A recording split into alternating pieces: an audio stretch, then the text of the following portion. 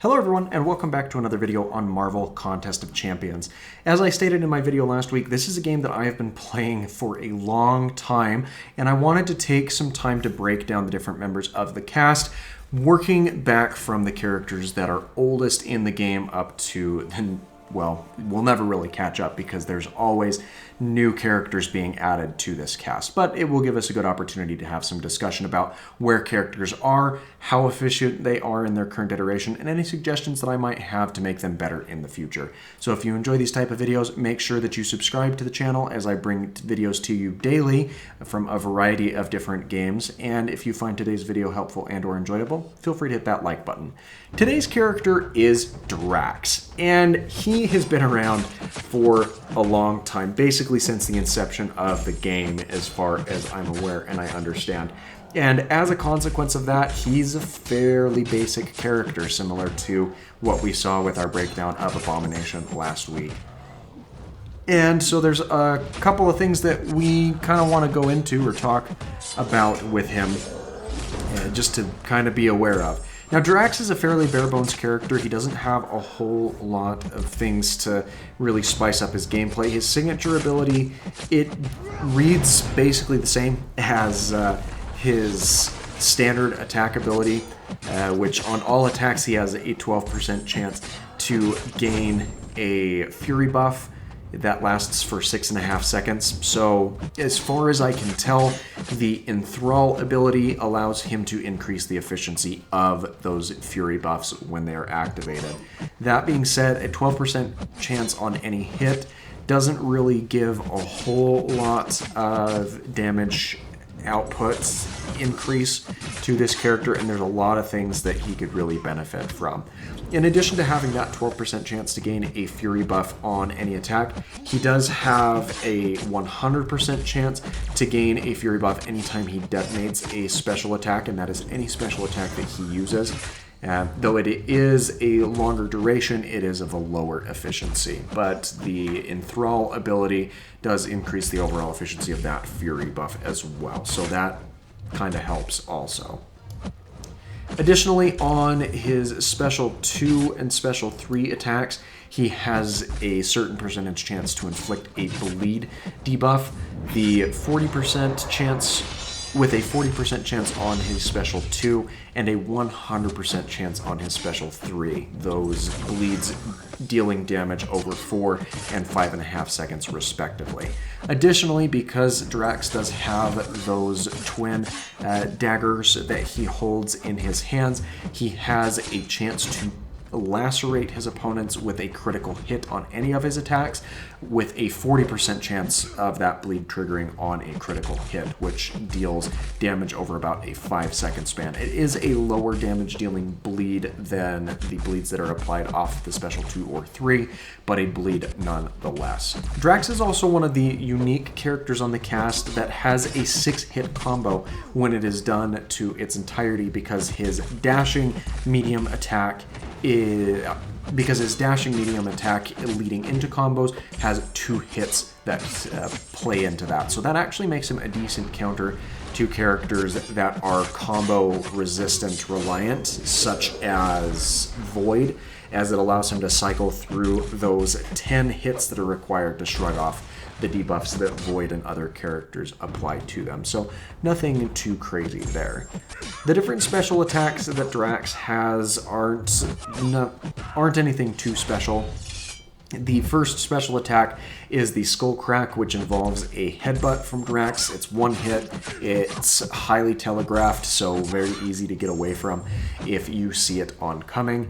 And it doesn't have any perk apart from the chance of that Fury buff to apply when detonating the attack.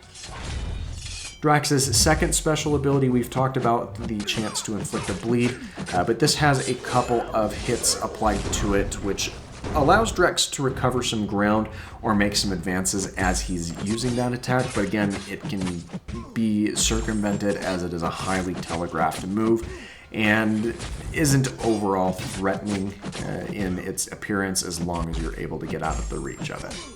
The Special 3 attack, of course, has a interesting animation with a couple of heavy-hitting blows being applied to your opponent, and you see that being demonstrated in some of the sample clips that I have here from different fights. But overall, the biggest perk of this is it has that guaranteed bleed application at the conclusion of the move. Now, Drax has had a couple of interesting items that have been beneficial for him. He, at one point in time, was a decent counter to Mordo, as that Astral Evade was unable to trigger based off of that 2-hit component, or you would frequently miss the damage and the counter hit that happens when trying to attack into a stunned Mordo.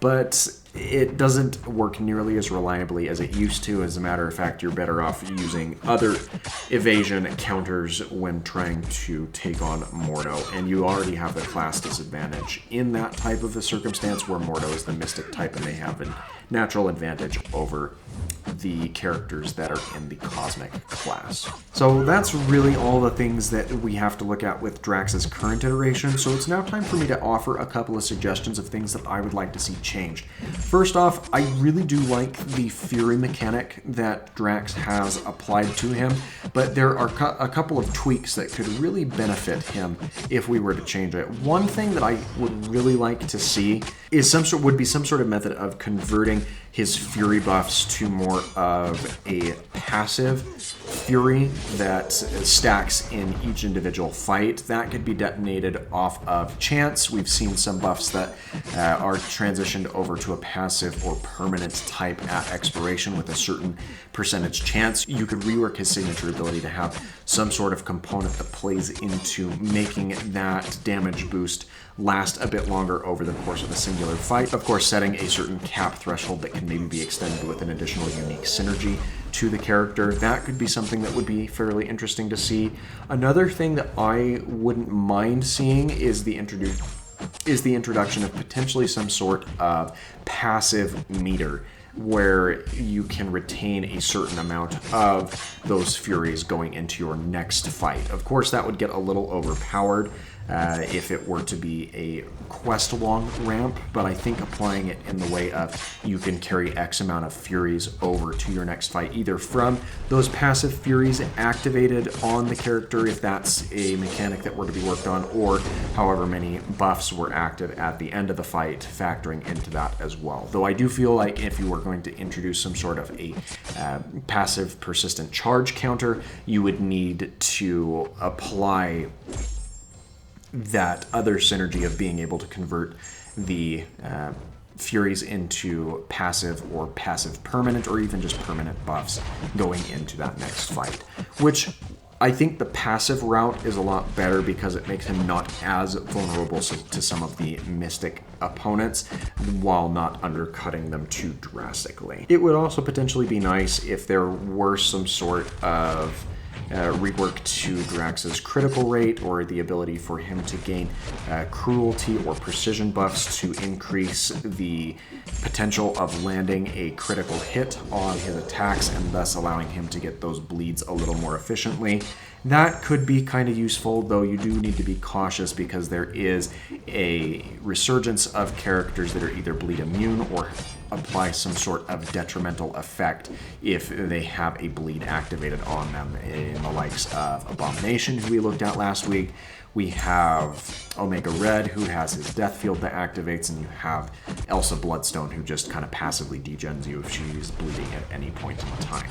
So that would be something that you would need to be aware of, or additionally cautious to, if there were to be some sort of addition to the efficiency of Drax getting those bleed debuffs applied to his opponents. But what do you think? Do you like Drax how he is?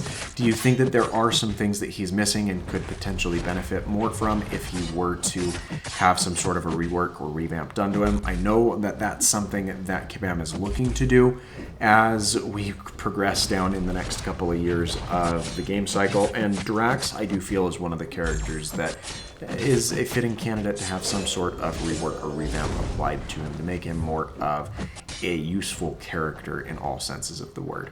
But thanks again for watching, and I hope that you have a fantastic rest of your day.